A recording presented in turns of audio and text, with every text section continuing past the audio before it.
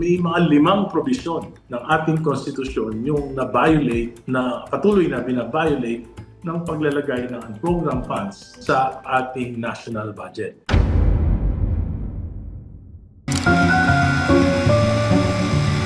This is Truth on the Line. Can you just take us through the main points, yung ni-raise niyong arguments? Well, kasi po, under Section 22 of Article 7 of the Constitution, sinasabi po doon, yung General Appropriations Act, naglalaman po ito ng budget of expenditures and source of financing. Yung pong, okay naman po, yung 6.79 trillion na GAA na naaprubahan po, okay po yun. Kasi yun po, maliwanag, may budget of expenditures at maliwanag din yung panggagalingan.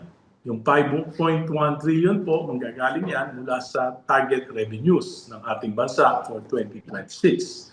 At yung 1.6 trillion, ito po ay may maliwanag na panggagalingan ng mga utang.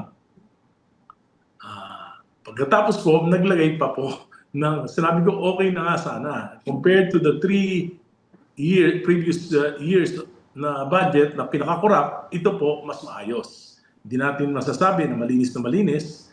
Meron pong 10,000 mahigit na items, pero nabusisi po ng minority both in the Senate and in the House. At kung meron mang pagkakaiba sa policy yun, of course, majority rules. Pero po yung unprogrammed funds, maliwanag po na ito ay labag sa konstitusyon.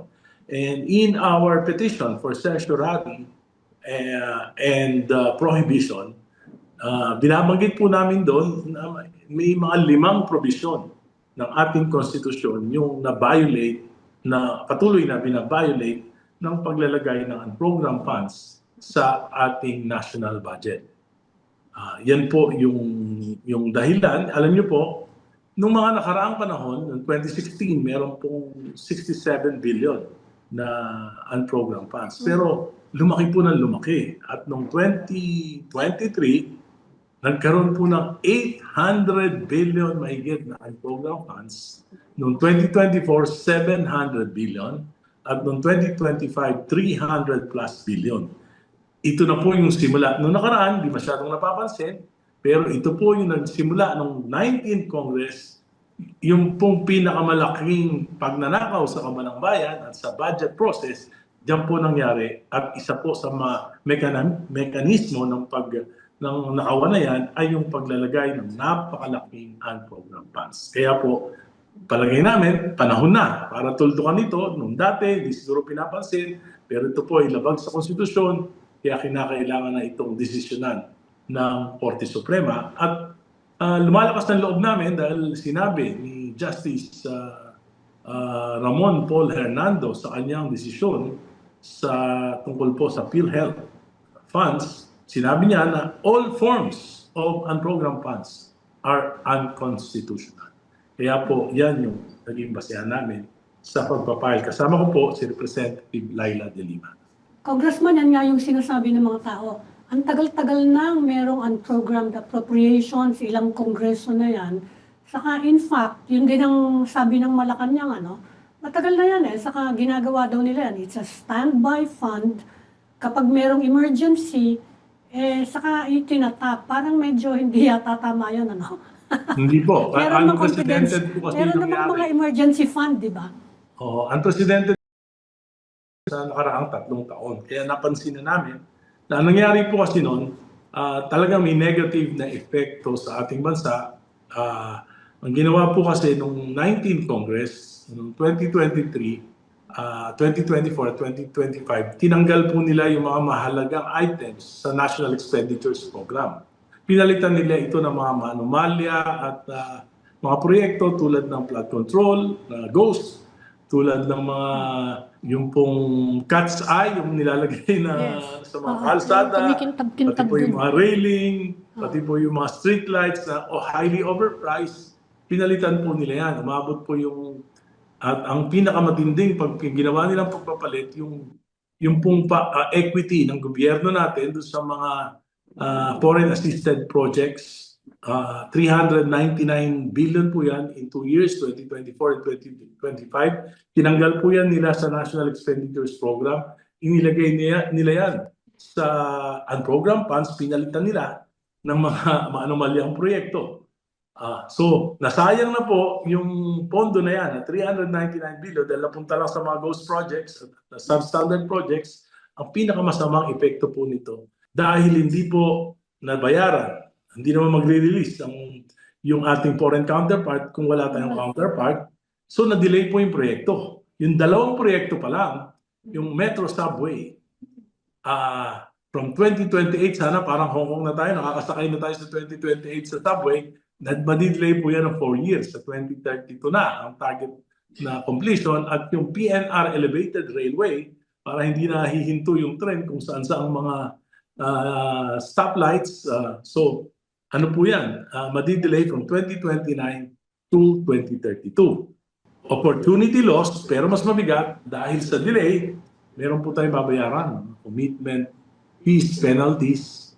At dahil po sa 4 na taong pagkakaantala, tataas po yung presyo ng proyekto. Ayon sa DOTR, mag-i-increase po ito ng mga 20%. 1.4 trillion po, yung 1.3 trillion yung pondo nakalaan para dyan sa dalawang proyekto na yan. Ibig po sabihin, madadagdagan po ng 260 billion dahil sa kalokohan na ginawa ng paglilipat ng mga foreign counterpart funds natin sa unprogrammed funds. 260 billion, 165,000 po yung ating kakulangan sa classroom.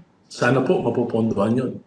Pero napunta lang po sa karagdagang gastos dito sa mga foreign assisted flagship projects. Double whammy. Double whammy po.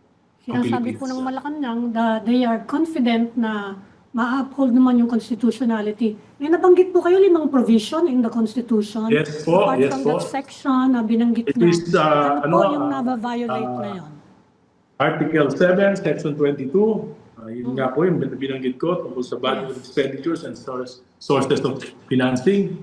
Yes. Article 6, Section 25, Line 4, kailangan may certification ng National Treasurer na meron po talagang katapat na revenue. Article 6, Section 25, na ito po yung appropriations that will preserve the constitutional separation between legislative appropriation and executive execution. Kasi po, halos lump sum po yan. For example, yung 50 billion for AFP, hindi po wala po specifics. No? Dapat po ang Kongreso, alam nila specifics, alam nila kung magkano ang pondo, aprobahan namin yun. Yun yung budget authorization. Ngayon, parang sinusuko namin yung power of the purse sa executive dahil sila na yung mag-determine kung kailan nila i-release at kung ano-ano yung items na mga naroon po. Yun po yung isang section po. Yung Article 6, Section 29.1, which restricts the disbursements of public funds, is strictly to constitutionally valid appropriation. And ang contention namin, hindi valid appropriation sapagkat walang katapat na source of financing. At Article 6, Section 25, which prohibits riders in the General Appropriations Act. Ang budget po natin, 6.79 trillion. Hindi po kabilang doon yung unprogrammed funds. Kaya ito po, tawag namin dito, rider. Yan po yung 5 provision na aming gusto pong linawin na ng ating Korte Suprema. Nabanggit niyo yung PhilHealth, no? Kasi meron din ngayong usapan na dapat yung PDIC na nakuha rin ng Yes, minimum po. pound, ano? Pinababalik ng ibang mga grupo eh. Ano po Opo, kaya yung isa- remedy doon? ayan po, yan po, isa kaya po. yun yung ano nyo? Yung petition nyo o hindi? Hindi siya Hindi po. makakover. Ito naman po, in general terms, so sakasakali po na kami ay kakatigilan ng Korte Suprema, tatanggalin na lahat ng unprogrammed funds, hindi lang ngayon, kundi sa mga susunod pang taon. Mabuti na yan, na malinawan pa ngayon para maiwasan na yung ganyang mga pangyayari. Yung issue po ng pagbabalik, ibang issue po yan. Ibang issue po yan. Kung sakasakali, ano yung magiging remedy doon? Kasi pinag-uusapan ngayon yung PDIC eh. Siguro po, meron na naman dapat po yung grupo na interesado, yung mga depositors na maapektuhan ito, siguro po kailangan din ng file sa atin sa Korte Suprema para utusan ang gobyerno na ibalik yung 107 billion pesos. Palagay ko po hindi magkukusa dyan yung gobyerno dahil talaga po dito lang po sa 6.79 trillion, yung 5.1 trillion na target source of revenue, palagay ko po mahihirapan yan na maabot dahil nga sa nangyayaring krisis sa atin. Nakita nyo naman, nakaraang taon, third quarter, 4% ng GDP. Yung last quarter, ang sabi ng Central Bank, 3.8 ang GDP. At nakita naman natin dahil dito sa pinakamalaking anomalya na ito na marami pong mga nag-retrench na mga contractors sa kanilang mga empleyado. Daan-daan libo na po yung nawawalan ng trabaho. At marami pong mga suppliers na hindi na mabili yung kanilang mga produkto para sa construction. Malamang magsara at malamang ay magtanggal na rin ng mga trabahador. Kaya talaga pong liliit yung GDP natin, lalo na itong first quarter sapagkat hindi nga malaman kung kailan pa yung bidding ng mga construction projects for 2026. Wala pa po yan. So sigurado po bababa yung public spending.